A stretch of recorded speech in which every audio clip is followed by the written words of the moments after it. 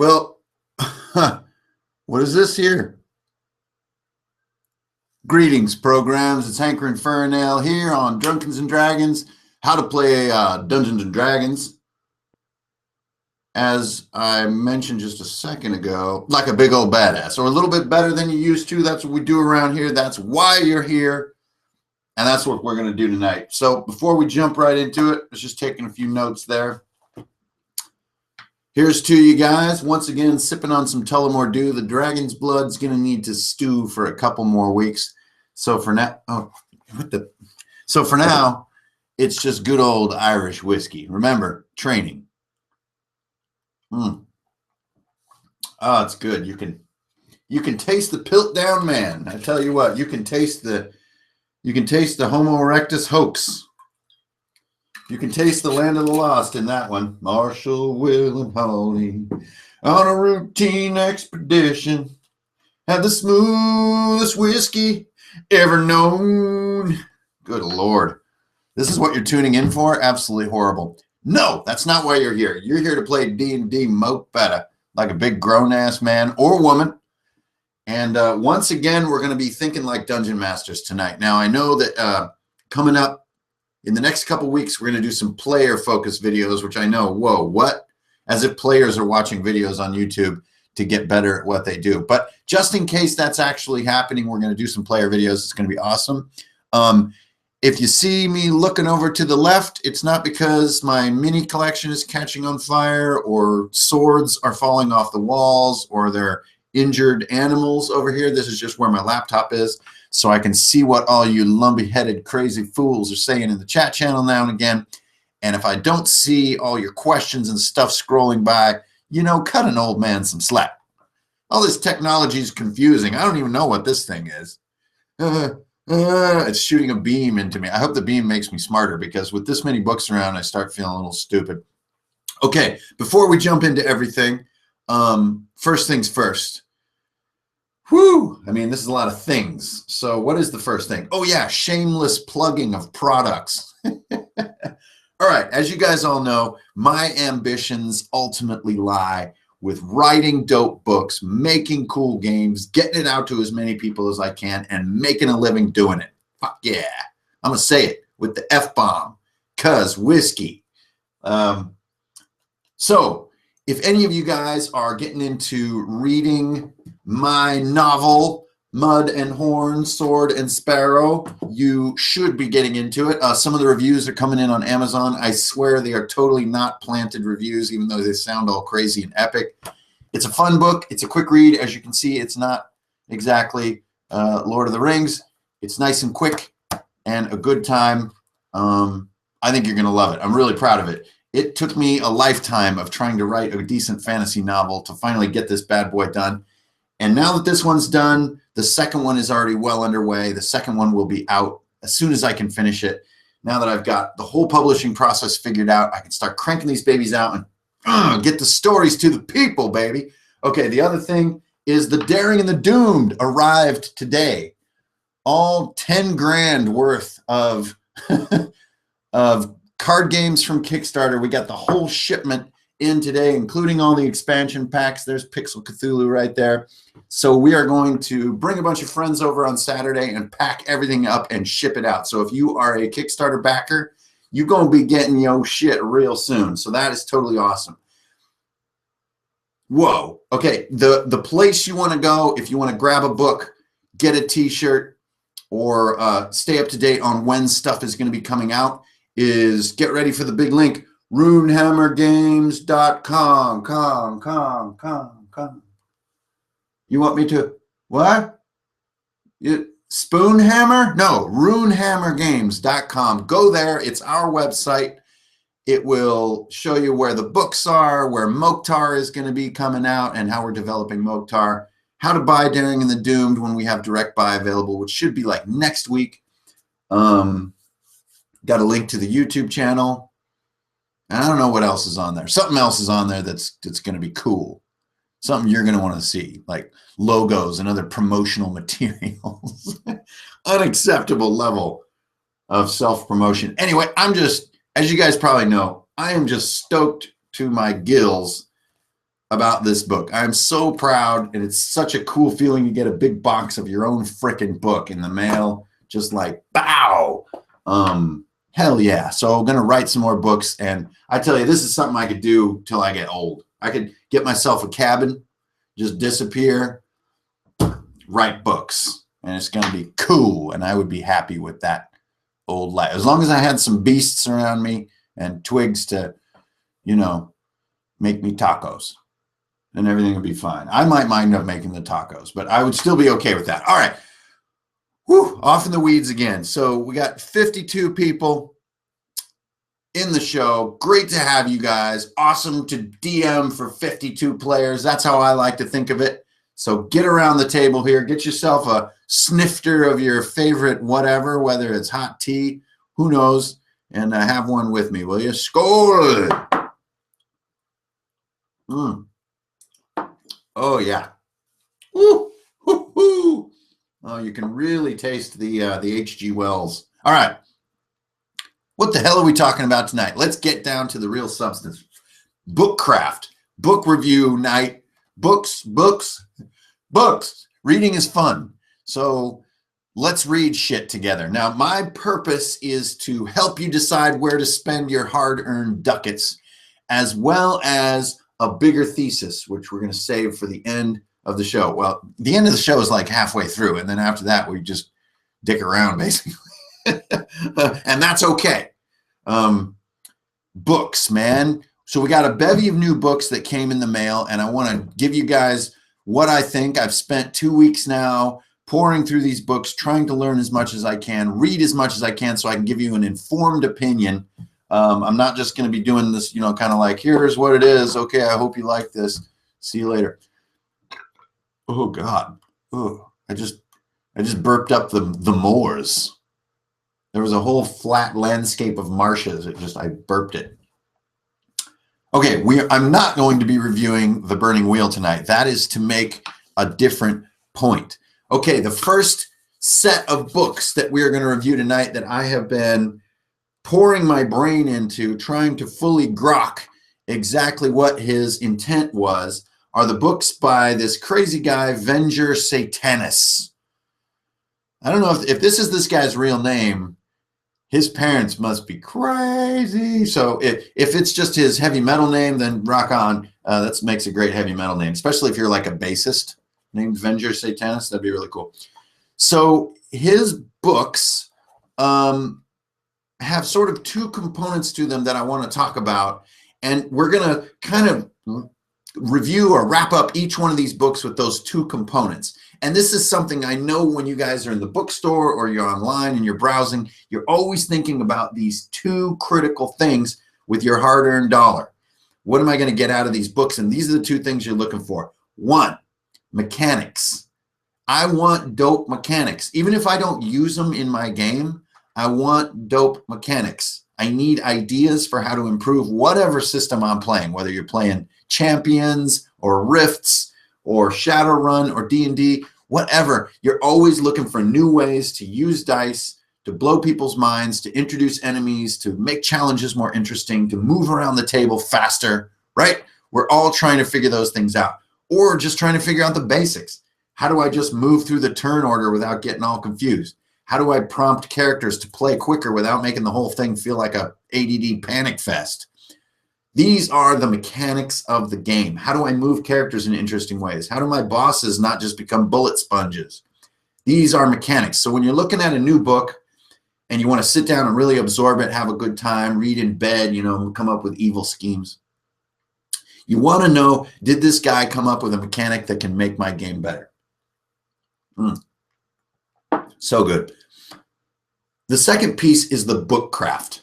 And that's really what tonight is about. So there are a lot of great examples of books where I don't use the mechanics that they're proposing or promoting, but I just love the book craft. And it's fun to own the book, to look through it, to read it, to absorb it, and then to take little pieces of the book craft, especially when it's at the highest level, and integrate those into my thinking and into my creative effort as a dungeon master. Okay, so those are kind of like my, You know, I'm like a Russian figure skating judge, only I'm reading role-playing books and I'm not Russian.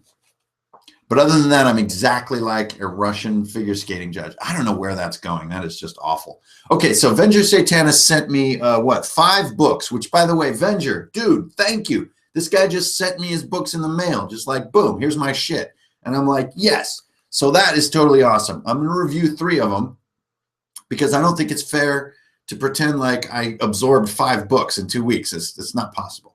So I wanted to give him a good, fair shake. And these are the 3 books I was really attracted to of his. His other 2 were a little further out there. A guy gets a little wild in spots.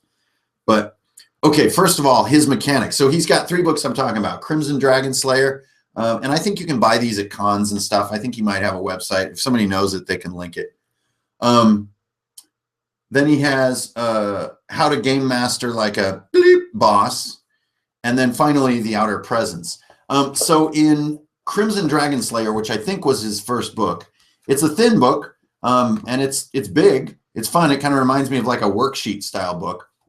And I think these are pretty affordable. I don't know, since he just sent them to me, I didn't pay for them. But I imagine he keeps his price pretty controlled with this format, and that's really cool. The interiors are kind of, you know, fun black and white pulp paper, like old school style. And, you know, he's self-proclaimed old school, so hell yeah. Crimson Dragon Slayer mechanically is pretty damn cool. So Venger is using a really simplified dice pooling system. So it's like hard challenges, you roll 1 dice, medium 2, and these are D6s. And then easy challenges or like favorable conditions, like, you know, a bonus is rolling 3 dice, and you're really just going for highest number. You're really going for like a 4 to 6. So you're just mitigating risk by adding dice to your little pool. Super duper simple, works universally for skill tests, really easy for a GM to tune difficulty, give bonuses and take bonuses away. So I love his mechanical concept. His mechanical concept is killer. It's really fun, and you can tell that he's played years and years of tabletop where he has boiled it all the way down. It's a lot like Mouse Guard in some ways, or a very minimized, shrunken version of Shadowrun's dice pool system, which we'll talk about in a minute. So he does great with that. He has a lot of fun tables. He talks about rolling blunders, and then he has tables for blunders like an insanity table and a lot of these nice staples. So mechanically, those mechanics carry through all his books. How to Game Master Like a Boss is actually sort of metagame. It's very open-ended, could be kind of advice used for any system. But his other source books sort of build on his own system. So I got to give him full props on that front. He chose his mechanic, he stuck to it, and he builds his system around it and makes it more and more complete for you. So in that regard, it's fantastic. So if you're thinking about moving your group to a dice pool system, or you're working on your own custom D6 dice pool system, Crimson Dragon Slayer is definitely a book you want to grab. Okay, so in The Outer Presence, he actually does a great job. This is a great module, by the way. It's really fun, of using that mechanical system and giving it a lot of sort of flavor for this module, which is sort of a, you know, Cthulhu investigation tone rather than classic, you know, tropey fantasy. So he does a great job exploiting the mechanic and giving it more depth and giving it tables and stuff. So if you want to give it a try and jump in, he does give you everything he needs, or you need. Bookcraft. So how are the books? Like, are you just excited to have these things? I have to say that overall, he does a great job. He's very thorough. It's clean. It's easy to read. It's consistent. Some of his art is awesome. Some of the art isn't so awesome, but it's kind of okay because it feels very, you know, hand-built just for you and by real people, and that's a good feeling rather than sort of industrial strength. That's really cool. His writing is pretty good. The tables are very clear and very usable. There's one error, though, that I want to point out, and you're going to have to forgive me for being critical here, Venger, but this is the real shit. Venger basically like pulls my pants off as an RPG reader before he takes me out on a date at all. And I think that this sort of pattern in his writing is most visible in the title of this book, which is like generally putting the word fucking in the title of a book is a little off-putting, a little aggressive, a little bit like, man, I'm just looking at your cover. Like, I don't even know if I'm interested yet. It's a little kind of poking me in the eye to make me look at art. And honestly, I just don't like it. Now, the minute I get in, I'm pretty excited. But the beginning of a book is a very delicate time for a reader.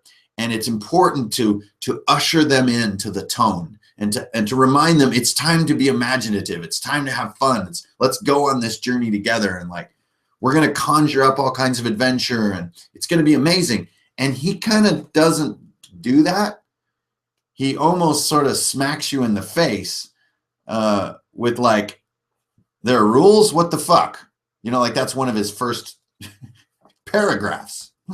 And I'm not ready to joke around about his game system yet when I'm right here on like the first page of the system. It's a little bit like he thinks I have meta knowledge I don't, and kind of makes a crass joke. Now, once you're like 20 pages into the book, you do get a sense for his writing. His writing's really relaxed and really personal. It's kind of like you're hanging out with him and he's having a beer with you and it's sort of funny.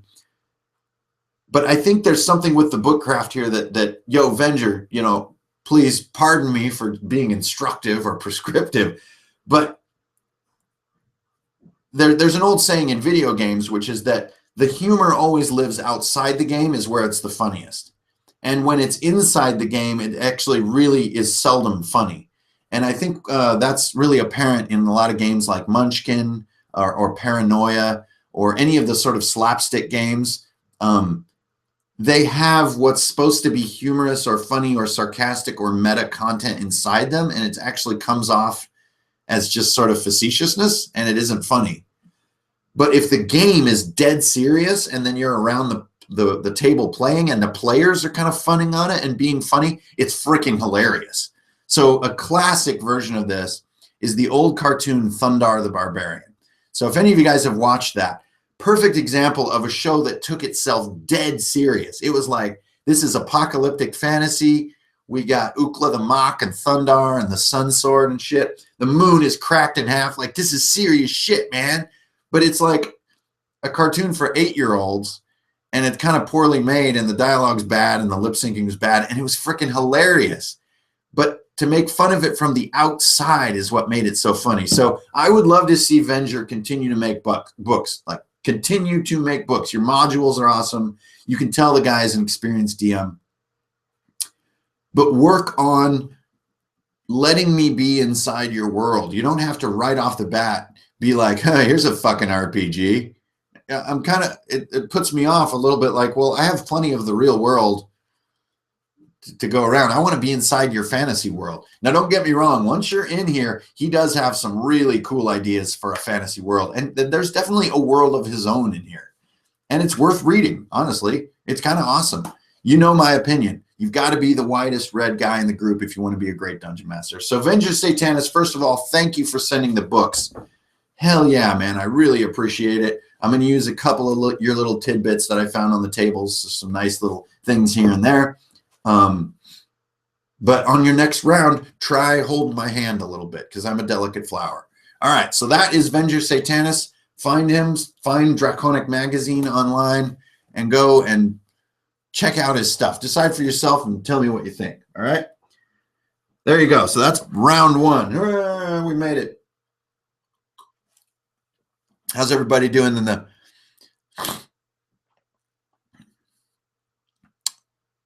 stuff? There's crazy stuff going in there. Okay. 66 people. Welcome, everybody. Welcome to the channel. Welcome to Drunkards and Dragons.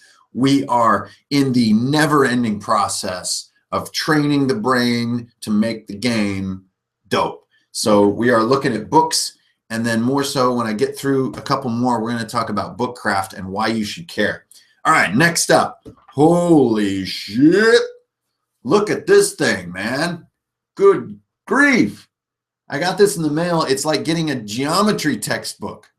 Like, what are these guys trying to prove? Now, right off the bat, and I can be mean because I don't even know these guys, Catalyst Game Labs, you don't have to put your logo all huge right on the cover, disrupting the experience of the cover art. It's like, whoa, this fantasy scene is Catalyst Game Labs. Huh. Yeah, it's just completely distracting and disruptive. So maybe you guys did a good job, but putting your logo right there is just plain whack. So that was whatever. Okay, Shadowrun. Hell yeah. There's the new one. Where is it? Here we go. Here's Shadowrun 2nd edition. So they definitely kept some of the traditions. So TLDR on Shadowrun 5th edition, 2nd edition is better. Okay, why? Why? 2nd edition is a third of the book. It's much smaller. It's more. It's better. Sorry, guys. Okay, so 2 things, mechanics and bookcraft. First, let's talk mechanics. Shadowrun is Shadowrun is Shadowrun. They have not changed the game. It's still add a dice for this stat, add a dice for your gear, add a dice for the circumstances, add a dice because you have a talent, add a dice because you're an elf, add a dice because you're jumping off a building. Subtract a dice because it's foggy out. Subtract a dice because there is an electrified barbed wire fence rising up. Subtract a dice because there is a mind chip in your head that's been hacked by an outside cyberdecker, and he's actually reducing your agility score with a virus program that he bought downtown from a guy named Chen. So you're like, what am I rolling again? About 11d6. So if you enjoy rolling 11d6 after doing all that compound math, man, this book is for you, and this game is for you. Now, this has been how Shadowrun has been since time immemorial. There are tales of people rolling 30d6 in cookie tins and stuff like this. And Shadowrun is honestly one of the first games I really got into, and we started hacking all our fantasy games. Oh, you see what I did there? Just to give it a Shadowrun-y feel, because it was really fun doing the street missions and having to go to the doctor and doing mechanics and then hacking and whoa. The new 5th edition book has all that shit in spades. It has double the examples for everything. It has huge swaths of creative writing, which honestly have dubious value to the dungeon master or player. It's a little more like showing off by the writers, honestly. I hate to, again, be mean, but I don't really want to read like 5-page stories from a Shadowrun world. I want more so how to run a great tabletop game. Let me write the stories. So really cool book, very well made. Like as far as a physical artifact, this thing is impressive. It's really glossy paper. It weighs a shit ton. I mean, you could kill a man with this thing. Which, you know, in a bad session, that might be necessitated. He's dying. He's got to be necessitated. But I'm sorry. The bookcraft just gets me on this one. Now, the mechanics behind Shadowrun, everybody knows, and I think a lot of the players really love it. They've gotten used to compound dice pool modification. Now, if you guys aren't familiar, it uses a different system than Crimson Dragon Slayer. So let's say you're rolling 5d6. You're going to count hits, misses, and glitches. So hits are high rolls, misses are low, and ones are glitches. So you get too many glitches, you get terrible critical failures, you get a lot of high hits, you're going to do a lot of damage, you're going to jump the crevasse, whatever, right? Simple stuff. So raising and lowering your dice pool raises and lowers the mitigation of failure and so on and so forth. Simple stuff, but doing it by the book can be pretty cumbersome if you're new. So if you're setting out on a Shadowrun quest and you've never even played 2nd edition and you're jumping into 5th edition, you need a year to learn this book if you really want to do it by the book. Now, there's an alternative. What I would do is take a month to read this baby, understand the content, and start writing your own Shadowrun content. Just put Blade Runner on loop on your Xbox and sit there, write your own Shadowrun campaign, and control the dice pools down to 66 or so. And then bring your players in and just unleash and kind of write your own custom dice pool modding. It's way simpler, but definitely read the fundamental mechanics section. It's awesome. What's so bad about the bookcraft, you ask? Well, for one thing, it is mainly comprised of massive blocks of text, uninterrupted except by colored boxes, massive blocks of text. So much so you kind of want to walk away sometimes. Just massive amounts of text. So that's one thing. I mean, they did a good job trying to format it into tables and stuff, but dear Lord, is it daunting just to look at a random page and be like, hey, I want to read something fun about Street Samurai. No, massive blocks of text. The other one is that in an attempt to get this sort of premium feel to their book, they really blew their budget on these fully rendered sort of concept art, cover art style paintings, right? So, you know, you get these very fully rendered pieces of art like this. And I think what happened is that because it's so time consuming and expensive, there's barely any art in this book. Like, there's not nearly enough art. Now, if you look at the old second edition book, you had a lot of black and white, like ink art by different artists, and it's all through the book. Well, these aren't very good examples, are they? So, like this kind of stuff. Like, this isn't nearly as complex or rendered as the other stuff, not rendered at all, but like it tells the story completely. It has style, it has timeliness, and frankly, it's dope and works awesome. Now, on the new book, they kind of starve you for art. And honestly, I don't know about you guys, but concept art does not have that much of a home in RPG books. It belongs in video game land, and it's cool for a couple of key cover shots and maybe some other big shots, but I don't know. A lot of nice black and white stuff and a lot of simple drawings and stuff that really make the world feel real are critical for a great book. So, holy crap, this thing's like $60. I'd have to say, if you love Shadowrun and you want to play it and you're new to it, get second edition, find a used copy, get it for $20. Spare yourself the pain. But if you want to be cool and lure your friends over with being able to look through this, feel free. But fundamentally, as a Shadowrun fan, I got to say I like second edition better. I know that's harsh, especially harsh after I spent the $60.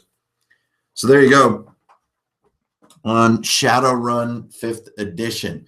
So here's good old second edition. And this baby's just beautiful. I mean, this has been through some shit.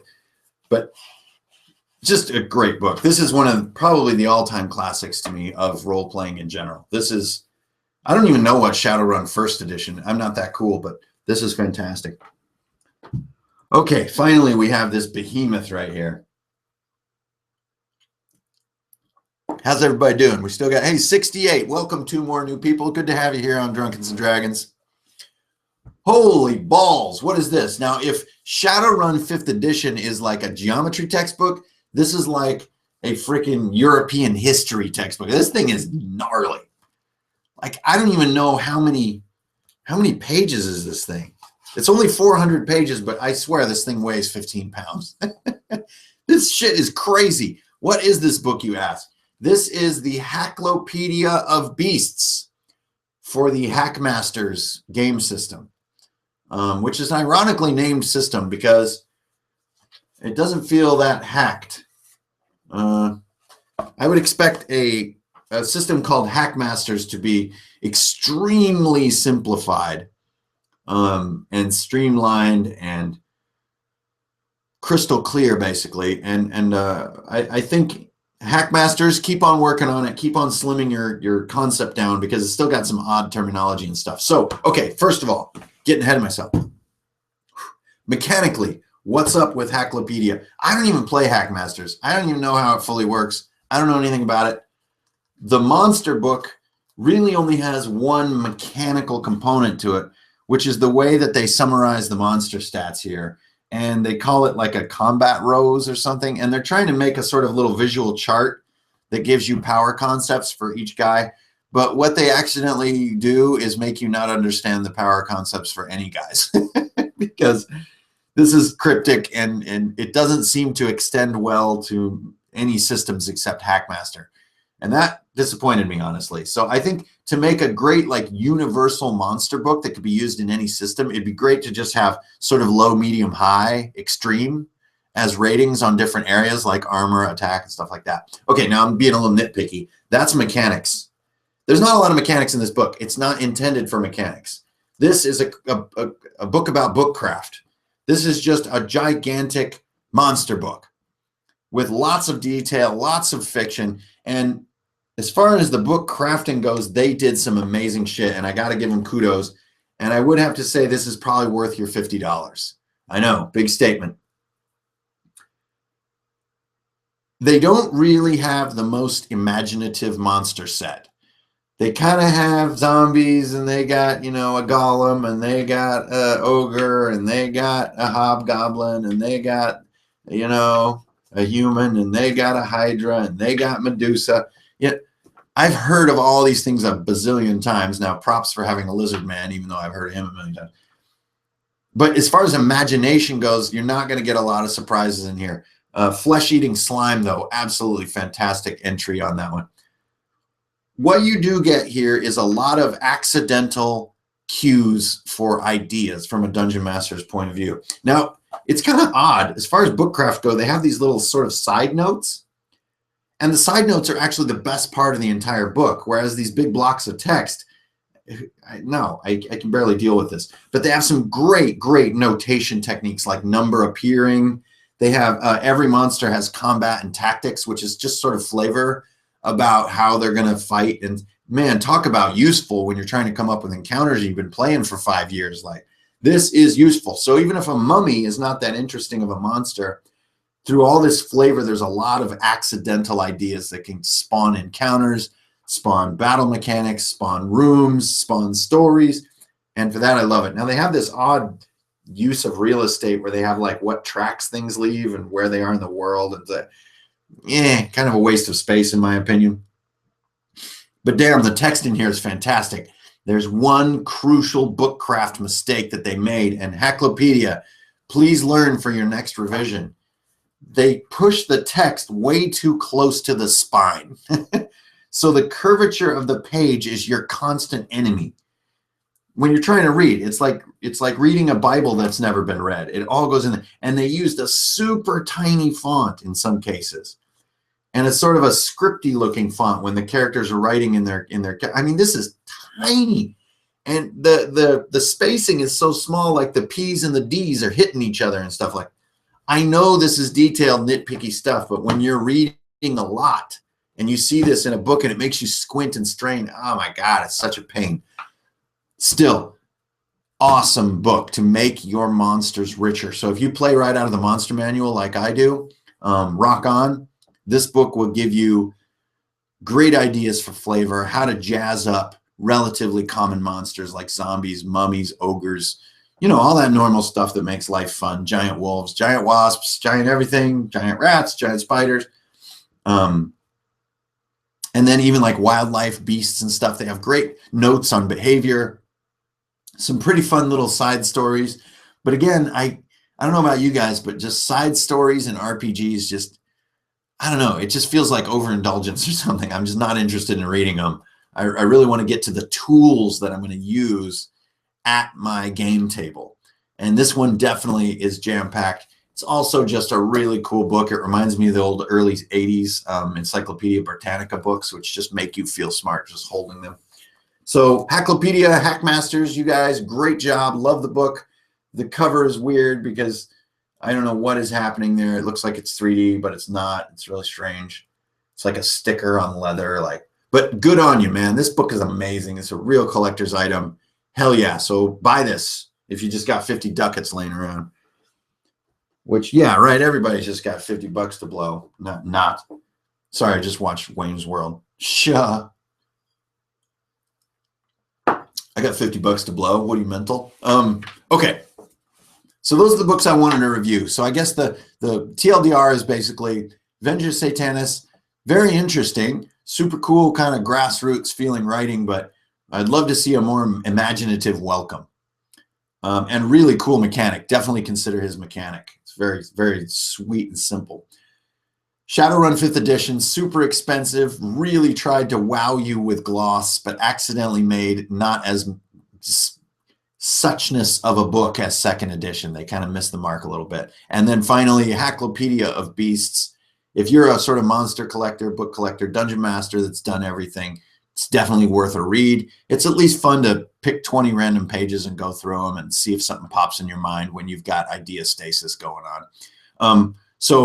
Okay, those are the ones I just wanted to cover. If you go straight for the advanced stuff, you go, what? Cyberpunk? Oh, I don't know. It was probably RuneQuest. If you good. So you guys are you're off in La La Land as far as the conversation. 75 people, welcome to the channel. I have nothing not keeping up on the chat. We'll get to that in a minute. First, It's thesis time. Why am I critiquing books? Well, you guys know about Layer of Knowledge, required reading. Required reading is a very different category of video because that's like, man, you got to read Conan. You got to read Lovecraft. Get with the program. Yes, this is RPG books. These are not required reading. These are kind of just, I read these because they're fun. The ultimate example is Burning Wheel. The mechanics are bonkers. I don't want to use these mechanics in my game. They're crazy. But damn, the book craft in this book is absolutely exquisite. Exquisite. It just makes you want to sit here and be cool enough to look at this and think you understand. And it's just fantastic. The artwork is fantastic. The way he keeps things in nice, digestible little paragraphs with subheadings, and like his tables are brilliantly made. It's just wondrous. And you can tell he has a really specific tone on what this world feels like, and it will make your game better to read Burning Wheel. I know a lot of people have already, but this is really, really worth your money. This is a fantastic book. This is just mind-blowing how good he writes. And, this is the guy behind Mouse Guard, and just a lot of influences here on Dungeon World. And, this is kind of new school RPG at its absolute best. And I think they just had a Kickstarter for an additional book. So that's going to be fantastic. I wanted to give you another, there's going to be gasps of terror right here. What y'all know about this little book? There's actually more of them too. There were these supplements as well, which had class data supplements. But this is for the game system that shall not be named. I'm going to name it 4th edition D&D. When everything turned into manga. Shit got crazy. Okay, so mechanically, no. Don't use what are in these books. I just have them laying around from way back in the day. But damn, the book craft in these is so great. I wish they would do a 5th edition rules compendium in this format, 6x9. Nice and dense. Look at this. There's great art like every 3rd page. The tables are super clear. The whole book is in color. These were great, great books as far as book craft. It's too bad 4th edition was so bad that it doesn't matter how good their book craft was. So that's a good example of the opposite. Great book craft, bad mechanic. Great book craft, bad mechanic. A lot of people like this mechanic. I just think it's really hard to learn and bonkers. And if it's hard for the Dungeon Master to learn, the players are just going to be in La La Land. Having salted pork and smoking. So what's your point, Hankrin? Why are you giving everybody such a hard time about all these books that they put all their brains into and do such a great job on? Well, got to focus back on my core job here on Drunkards and Dragons. My core job is to be the best dungeon master I can be. And maybe, just maybe, if I try hard enough, someone out there will be a little bit better one too because of my work. So how does this play into that goal?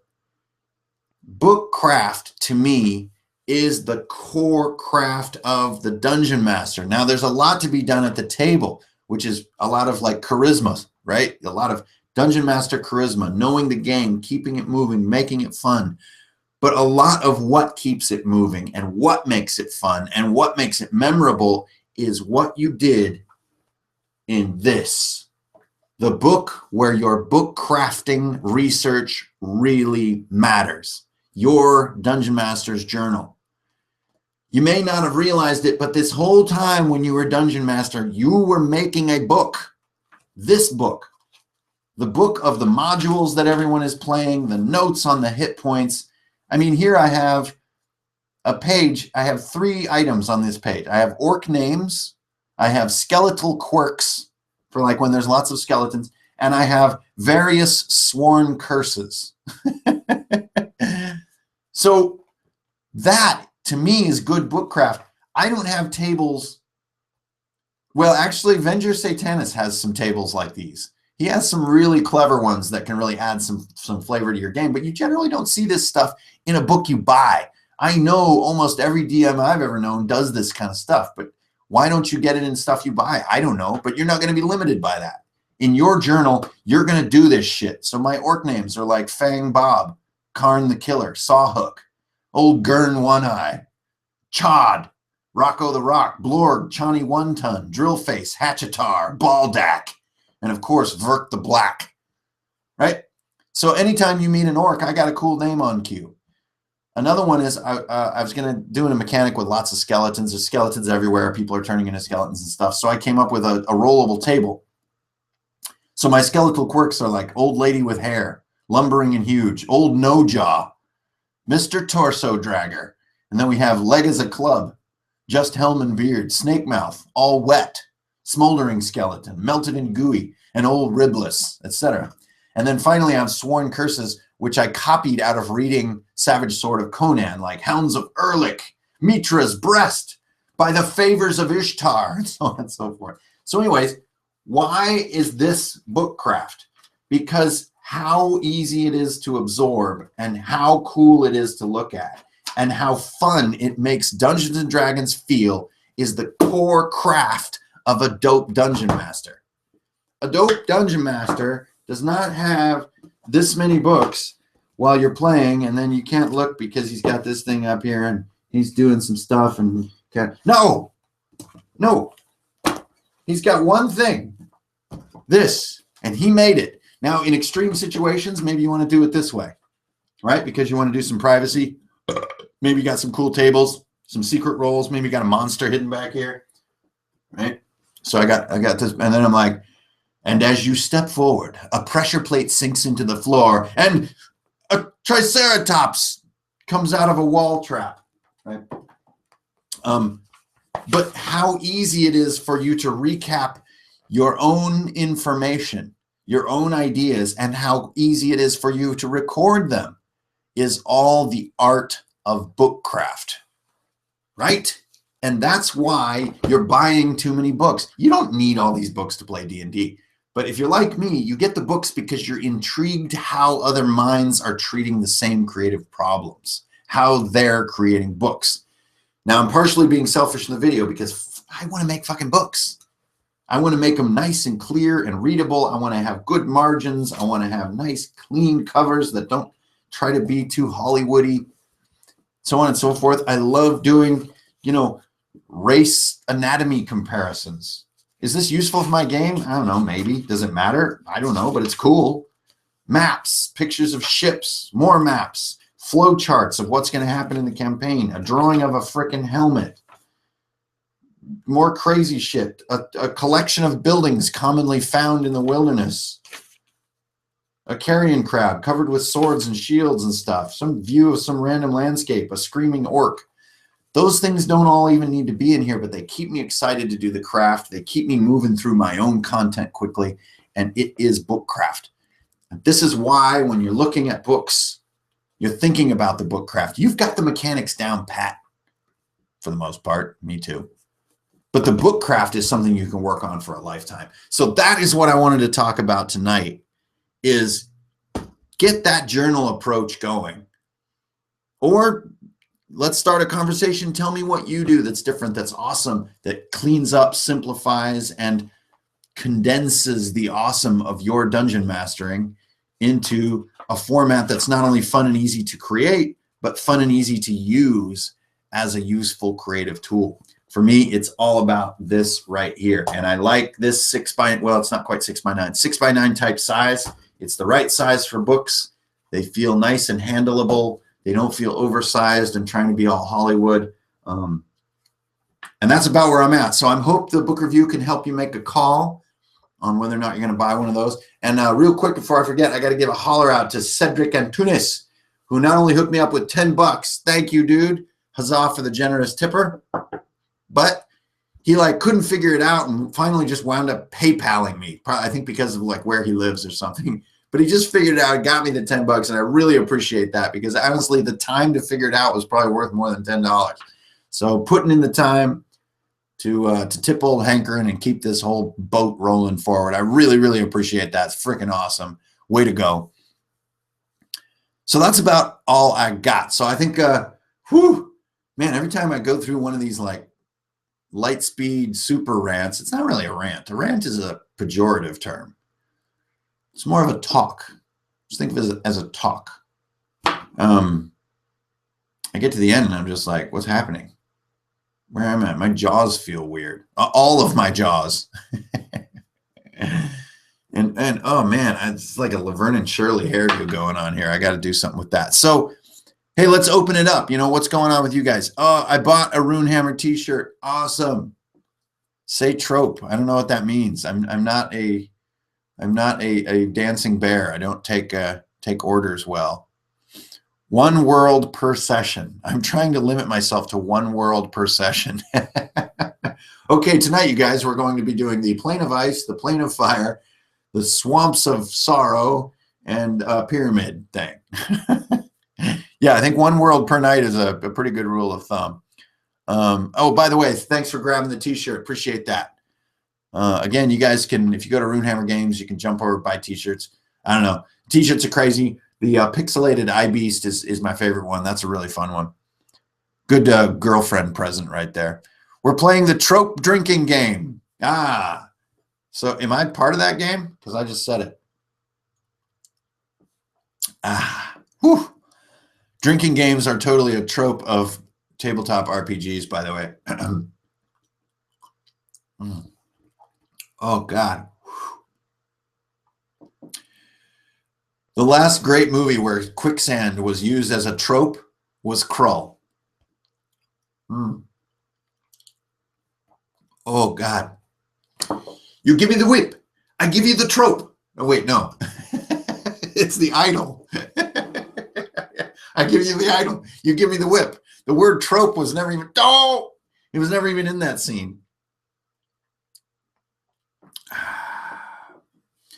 How about, you wouldn't happen to have a trope or something useful you could do from Princess Bride? That was terrible. I'm losing it. Maybe it's the 7 sips of whiskey I just had. Whew. Hey, DM Blair's in the house. Well, we got 74 people. Nice to have you all. Bungwires, what's up? I demand you define great. I need more context on that. Go grab him a new beer. Drew, go get your beer taken care of. When are we going to go get some audiobooks? Oh, my God, Dark Hill. Great question, man. So the request that has been issued is that I do a reading of this in an audiobook form. I got 2 ideas. One is I'm going to try to do an actual audiobook that can be on Audible, which I think is the main source for audiobooks that people use. I'm looking into how to self-publish that. The other one is I'm actually going to do like a 6-part fireside reading of the book, and to try to help fund the book writing and distribution effort, I might do it as a premium video. So for a few bucks, you can watch the fireside reading of Mud and Horn, Sword, and Sparrow, because that is not going to be a small task to do a full reading of the book and make it really crispy and awesome. So that's going to be a lot of effort. I have nowhere near the time for it right at the moment, but I'm going to get to it because I think it's a really fun idea. I love reading out of the book. It's really a hoot after all the work that's gone into it. It's fun to kind of get all, you know, Ray Bradbury on that shit. I don't have the beard for that. I might need to get a... Who was the dude who just drank whiskey and stared at the camera for 45 minutes? That was freaking genius. Take the Audible route. Yeah, I'm going to do both, man. So people who are, you know, commuter listeners can hook it up on Audible. And if people want to actually see me read, which is just a bizarre fetish, but it might be entertaining, maybe I'll fall down or something, then they can watch on YouTube. Fireside Hankering audiobook. You can watch me read a book, give a look. Because I'm reading my book. I'm not a cook, I'm a writer. Get out your lighter. Oh, no. And the songs just get worse and worse and worse. Thank God I'm not Nick Offerman. That's it. Yeah, Nick Offerman doing the 45 minutes of silent whiskey sipping. That was one of my favorite videos of the entire year. Work is calling. See ya. Okay, later. Get out of here, man. Be gone. Nick Offerman. Ever play Fate? Yeah, Fate is really cool. Actually have some Fate. Have some Fate dice kits coming. I'm going to kind of experiment a little bit with their fudge dice system.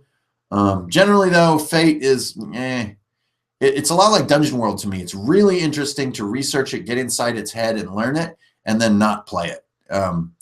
there's just not enough there for my taste. I don't know. I don't want to diss it. I know a lot of people really like it. So rock on. Also, that cover illustration with that gorilla with the 2 small hands, I can't deal with that.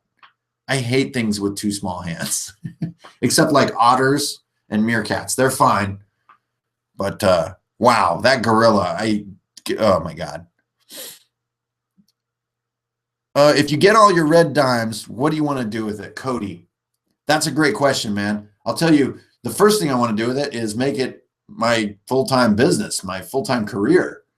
I've been working in the games industry for other companies my whole professional career almost.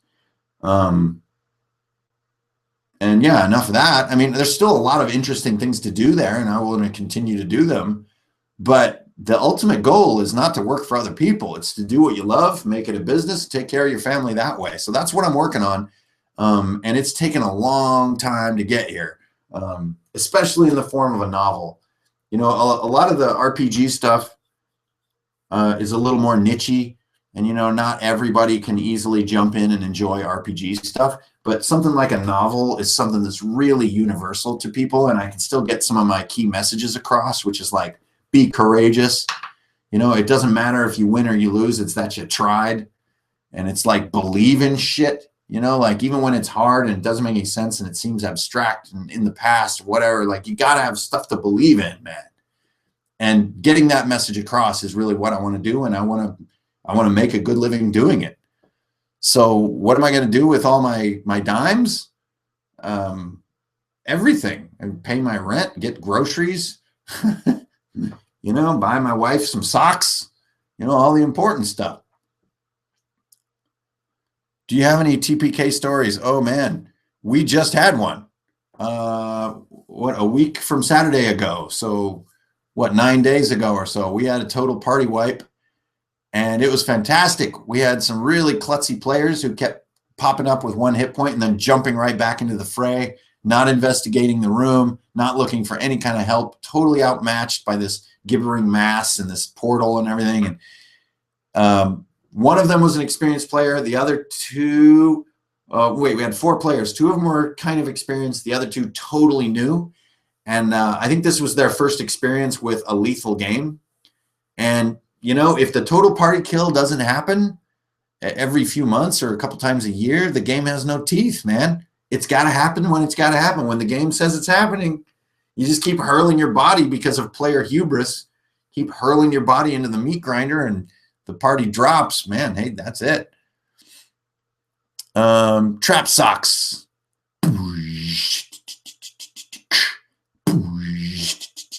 Socks.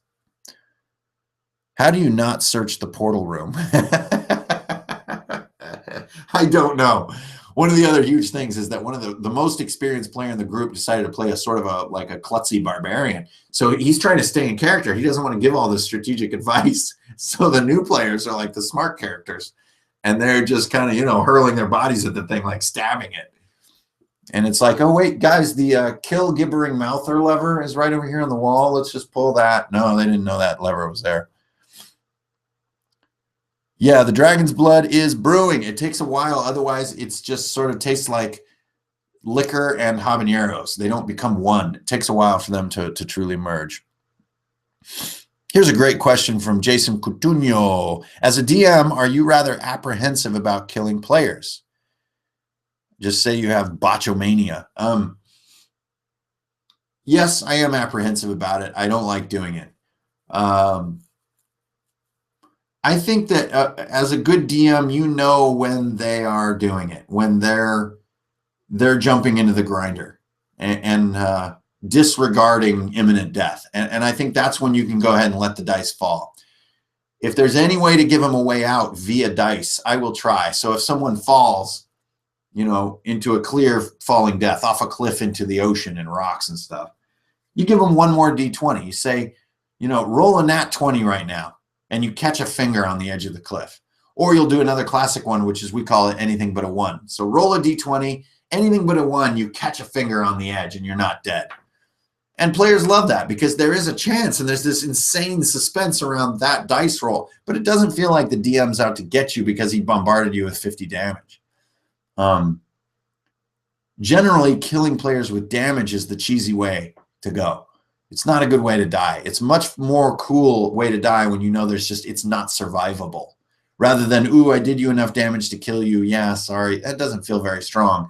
But if someone plummets 1,000 feet onto a bed of spikes, it's just not surviving it without magical means. And they'll employ those magical means if they can. But I am a little apprehensive, but when it's time. I think, when you know that the game needs teeth, give the game teeth.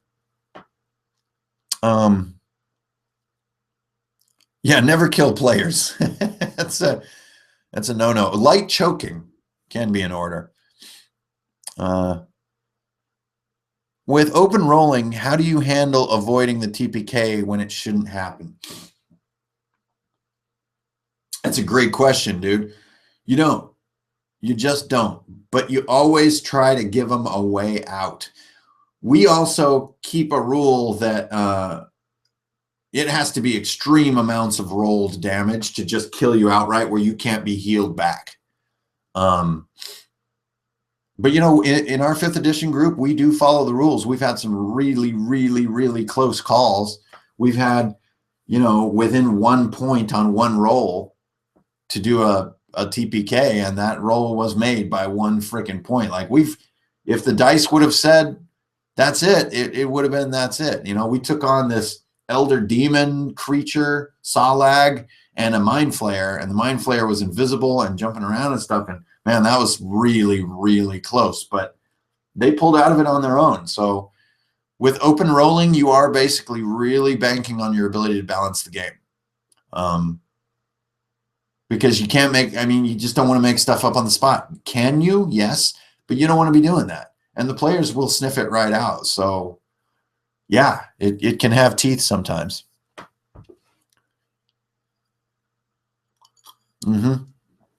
Gesternario, you're totally right. New players do not have the paranoia. And this is why sometimes a party kill for new players is a really handy experience, because it gives them a sense of teeth. Another great experience for new players is to take their gear away. New players have this assumption that they just have all this gear all the time and it's completely invulnerable and awesome. But when you strip them of their gear, you destroy it with a rust monster, you destroy it with flesh-eating slime, you destroy it with fire, you destroy it with rust, whatever, acid. Have a thief steal your stuff like in Golden Axe. Suddenly players have this appreciation for having a freaking bow, for having a damn sword. Or take their gold away, and then they have a real appreciation. They're like, oh man, we got 5 coins. Thank God we can eat. And those are techniques. So you don't want to just like yank everything away all the time. That's just evil. But it's really fun at certain moments to strip them and then make sure you have a source of replenishment somewhere. So a great one is to strip them of all equipment, and then halfway through your night or 2 rooms into your night, you have a creature like a carrion crab, which is a giant crab covered in corpses of those who have battled it. And so you've got like swords and shields and old armor and all kinds of junk on this thing's big shell. And the players, being resourceful, can try to pick some of that junk and make it own gear. And if they can pull it off, they're freaking stoked. Yeah, we got DMG info in the house. That's cool, man. Hello from the Northern Hemisphere, my brethren. If I were in Australia, I would have just regurgitated that whiskey into my glass because everything's backwards there. Can't take away their equipment. Oh, yes, you can, dude. And we do it all the time. The DM giveth and the DM taketh away, but they must be in balanced measure. So for every time you take away, you've got to also give, and it is a blast. So a lot of our blunder rules involve destroying and losing equipment. A lot of my monsters hate your equipment and go right after it. And I have toxic and corrosive materials everywhere. Hank, Mud and Horn not in stock at Amazon. Want to sell me direct? Oh, in Canada. Yes, I do. Actually, Pilly Pow, just PM me your address, dude. I'll hook you up. You get this one right here. Look. Because, it's Pilly Pow after all. I mean, that's black magic.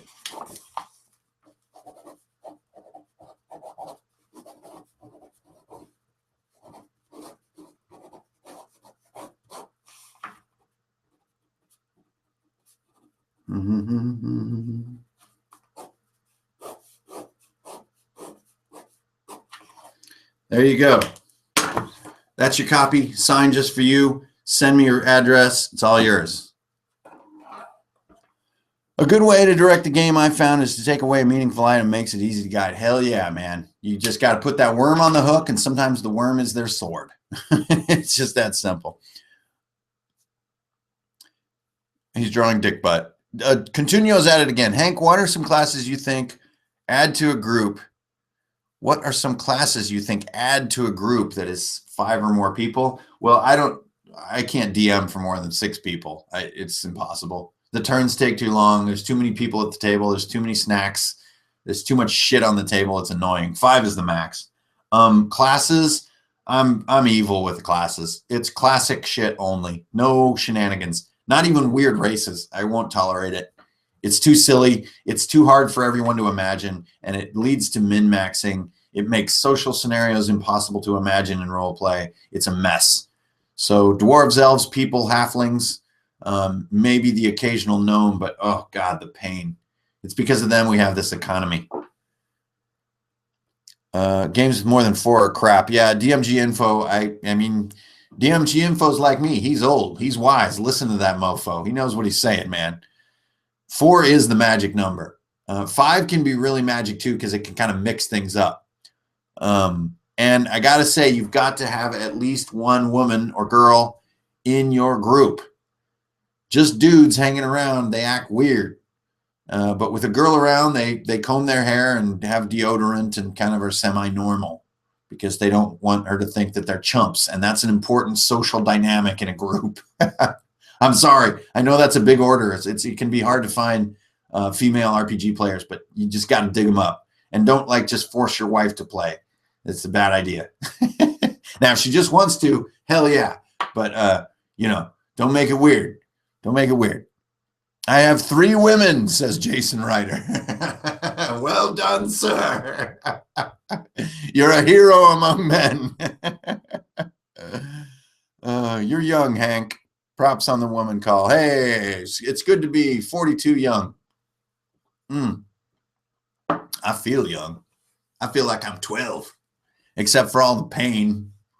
Any chance we can hear about your ideas for player-centric videos? Boy, Coutinho, you are on a roll.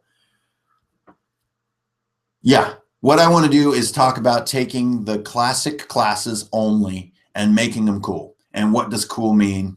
And what's a good approach as a player to roll and play characters? It's pretty generic, I know, but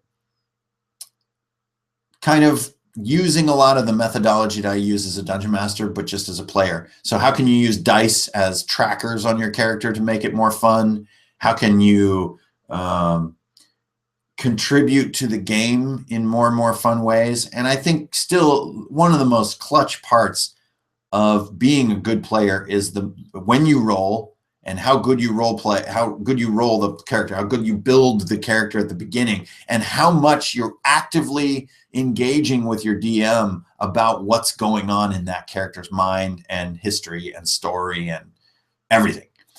And nowadays it's so great because we have stuff like Facebook where when you're not at the gaming table, you still have total access to your DM and you can continue to build all that behind the scenes wealth to your character. It's a huge capability that we have now to do, collaborative storytelling and make it deeper and deeper and more fun and kind of, spring things on other players and have secrets that are revealed and all kinds of subplots. It can be really great. But don't do your creative crazy in things like classes and races. Don't make that all weird. Don't be an archmage, warlock, sorcerer, dragonborn, tiefling. Come on. I can't even visualize what that is, much less talk to it. It's like talking to a computer, only more annoying. No one should be talking to machines. I don't care if Connect can hear my voice or not. I will not talk to a machine. I like talking to people. Peace out, Xavier. Yeah, thanks for coming, man. And everybody, thanks for coming out. Great to have everybody on the channel. I'm comfortable in plate as I am in an evening gown. I'm not sure what to do with that. That's intense. That's intense. Being comfortable in plate, by the way, is no small achievement. It requires a lot of training and a lot of plate mail. All right, I'm going to have one more of these, but it is a school night, so no sleeping in a robe tent tonight for me. Actually going to wrap it up here pretty soon, but I hope that was helpful with the whole book craft thing. It's really been blowing my mind, on my mind lately, and always trying to keep my DM journal where it's looking good. In case you guys didn't notice, I'm a bit on a rest period. I mean, I'm not putting up 3 videos a week. We've had a little bit of a hiatus with our 5th edition group just because people got busy. But it's no big deal, man. It's not the end of the world. You're not forsaken by the gods. It's a time to just breathe a little bit. And it's good for the game. It's good for you as a person. So I'm not going all crazy. Normally, I would have finished this book by now, but it's taken me a little longer than the first one that a lot of you saw in that blurry video. But it's nice. That's why I'm doing the live videos as well. Just kind of chilling a little bit, kicking back, more just like talking, rather than, filming 3 days a week and editing 2 days a week. And, that stuff isn't easy to do. So sometimes you just got to kick it, especially when you're young like me, right? What is your best idea of a good villain for your campaign? Do you just go with evil demons or a guy with... That's a great question. It's actually one of my only things that I like about the 5th edition DMG is the villains section is really cool. We've had a wide array of them so far, including an insane frost giant, a lich, which is just a staple. We've had a cool mind flayer who was sort of a time traveler at the core of a big plot. We have Salag, who's sort of like our Cthulhu. We have some small scale guys, like we had a wolf sort of clan. We had, the army of Soth, who was like a military type foe, led by a couple of nasties. The Red Mage was one of their leaders. We had Lord Rel, who was an enemy, but wound up being our friend. He died in an epic way, actually. We weekend at Bernie's him onto a siege engine and rolled it into the army and blew it up. That was cool. Who else have we had? We've had a lot of monster villains. We had an Umber Hulk that was a recurring character.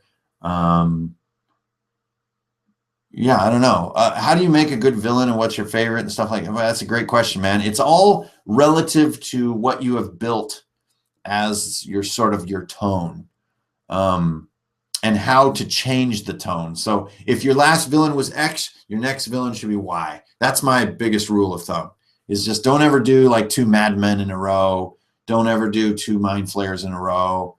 Don't ever put drow in your game, period. Come up with a halfling villain and then do a dragon. Oh yeah, we had the twin dragons was one of ours. Yeah, just mix it up every damn time. And then be the villain, and don't be a troll. That's no pun intended, but don't be like a dick. Nobody wants to just fight some jerkwad, but be a noble, mighty villain. Be Hans Gruber,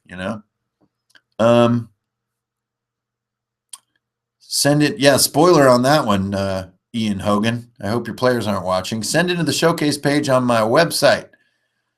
I'd love to be featured in one. Oh, nice. There's other things happen. I write novels and entered into DMing. How do you battle the writer's instinct to build a huge world before your players do diddly? Xavier, that's a good question. Don't do that. Don't write a huge world. Write 2-3 pages of how you want to get stuff started, which include a couple of stat blocks, key things that are about to happen, and then a little bit of backdrop for what, how you're going to get things started. And don't get things started by dumping the players in a space and then leaning back in your chair and letting them figure the fuck what's going on. No, start them right into the action. You got no shoes and you're on the top of Nakatomi Plaza. There's terrorists everywhere. Campaign starts. There you go. You can write that on 3 lines of text and it's totally awesome. How do we send you swag? Hey, mod developers, I would love to have your swag. It is P.O. Box 253, Monroe, Washington, 98272. Yeah. So send it there. Whatever it is, just no anthrax, please. My drow are cursed and my first game's going to be crazy. All right, get it done, man. Get that scimitar going. Next book, hints. Have you read Thieves World books? No, I haven't. Those sound like they're awesome. I just haven't gotten around to it yet. Next book, hints. What do you mean by that, Cody? The Hidden Stone. That's a cool username. Yeah, 3 out of 5 women in a group would be really fun. Do you have an opinion on the Thieves World series? No, I got to read it. I got to catch up with everybody else. I'm way behind. Yeah. Hey, John T. Oh, what's up in Kent, man? So many transmissions down there. I rate 5. How does it relate to the first? Oh, you're talking about the second Runehammer novel. You don't want a hint. You want a spoiler. Well, that's a damn good question. I'm not sure I'm ready to reveal it yet. I think I got to withhold that surprise, but it is the same world. And it's a very different kind of take on things in a different sort of time and space. And it's very interesting. And I hope it's going to be awesome. But I want to build this world for as many books as I can squeeze out of it because I really believe in this world. And it is not a planned world. Once again, to Xavier's question, there's no pre-planning this whole creative process. I just go with where my dreams want to take me. And if it falls apart, I retcon that shit. It's that simple, man. I don't want to plan it all out. That just sounds like hell work. I want to have fun doing it. I want to go on the ride myself. So, Stormcrow Trap. Oh, that's awesome. Really? You have a Stormcrow Tavern? That's amazing. Yeah. What's the name of the book again? The book is called Mud and Horn, Sword and Sparrow. You can go get a copy at runehammergames.com. There's a link there to the store. How far into world building do you go in advance? Do you flesh out everything? Hell no. Drew Wunderlich. I do not flesh out everything in advance at all. I think in terms of one night, maybe 2 nights, and see how it goes. And even 2-night plans fall apart. It's just like the old saying, all battle plans dissolve when combat begins. But you've got to see what your players do, and you don't have to react on the spot so much, but you got to write their reactions and their dreams and hopes into the story so that they're fulfilled. You don't have to do it right on the spot because you don't want to improv your whole game. There's just no teeth to it. But yeah, hell no, I do not prepare things. Sometimes I'll make a world map and then quickly not use it. I mean, it's all about what happens moment to moment, and there's just no planning that in detail over the long term. You can totally plan 1 good night, maybe even 2, but going beyond that, it's just there's too many variables. And, you know, you can have dreams like, well, I know we need to get to a frozen castle, but I'm going to take like maybe 5 nights to get there, you know, stuff like that. Pantheon of Gods, yeah, a popular hobby of DMs everywhere. If you're doing campaigning, blah, blah, blah, blah, blah, blah. The Stormcrow is a random D20 table for shots. Of course it does. I have one too. It's just every entry is Telemordu. Telemordu. Telemordu. Well, I tell you what, I'm pooped, you guys. Where can we order your book with a personalized signature? That is a good point. That is a very good question. Pilly Pal's a little bit special because me and him have been collaborating a little bit on the side. And also his channel has just really been blowing my mind, so he's totally awesome. But if you put in your order, send me a message on Amazon, I think that's a possible thing. Then, no, Amazon will just give you a manufactured copy. You have to get one directly from me. So if you really want one from me, you can PayPal me. You can send me a message, PayPal me the $9 I think that it sells for on Amazon.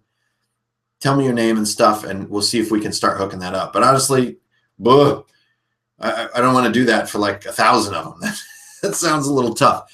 We are thinking about having a signing, like maybe get a bunch of them and summon people, and we can all drink beer and sign some books and move some books, and that might be fun. But I have no idea. Right now, it's all up in the air. I just got the thing. So I just got it done. So in time. Plus, there's very few copies have moved so far. This is just the beginning. So we're going to get there. It's going to be awesome. You guys can say you were there at the beginning. Like maybe some kind of Runehammer con. Interesting. We're going to need tricycles for that. I should send you my film script. Hell yeah, dude. DMG info. Use Google Docs, man. Share me your Google Doc, and I'll help you out if I can. As many readers as you can get is the key to good writing. I sell you on Amazon. I sell it. Hey, cool, Xavier. That's awesome. Yeah, the create space and self-publishing is really getting legs these days. It's awesome. You got a Facebook. Yeah, DM Blair, we are at Drunkens and Dragons on Facebook. RuneCon, that's got to be taken. What games are popular inside your game world? Chess, poker, Hanafuda. Is Hanafuda those little holographic monsters that... There are no games inside our game world. We're too busy like surviving and like jumping between dimensions and timelines and trying to save the world over and over. Are you using CreateSpace to sell physical copies? Yes, I am, Xavier, and it works awesome. Oh, War Machine. War Machine is dope. Cool. Yeah. All right, you guys, I'm pooped out. I hope you learned something tonight about where to spend your ducats and, more importantly, how to transfer what you're seeing in your RPG books into your DM's journal. Like, get that pro-level quality into your own creative work, and it will show for your players, and it will be dope. Favorite tattoo? Probably Mjolnir on the back of me noggin. It's good to have the Hammer of Thor with me at all times. That's it, guys. I'm going to get out of here. I've had enough whiskey. I feel weird. I'm going to go lay down and dream about swimming with bow-legged women, as what's-his-face would say. Is that in Jaws? Here's to swimming with bow-legged women. Yeah, it's like that salty old fisherman in the little tavern. I think. Strength, honor, Tullamore do. Yes. Thank you, everybody, for tuning in. Books, and more books. Work on those DM journals. PM me if you got stuff to say or you want to get something done, whatever. Hope you enjoy the book. If you're a Kickstarter backer, shit's going to be in the mail really soon. Thank you for backing once again. And we're going to have Daring and Doom for direct buy really soon. So you didn't have to be a backer to get in on it. It's going to be dope. Good to have you guys. Next stop will be next Tuesday. And I believe we are talking about fluid dynamics. We're going to help Blackmagic Craft get his game to run smoothly. So we're going to talk about beginner stuff and just how to do the fundamentals quick and slick without worrying about all these subtleties and how to be a big badass. We're more just going to cut down to the how do I get started and what are the basics and why. We will answer the mighty question of why. Why I just got here. Tully Pinkerton, welcome. You're late, but you're great. And L.A. Jackson, good to have you. Thanks, everybody, for showing up a little bit early tonight. Love to see all those convos and everybody building these kind of wacky virtual relationships. It's cool shit. Good to have you guys here. Whew. Okay, here I go. I think I move over here and move my little doodad. And then I call out to my ancestors. Oh, ancestors, end this stream.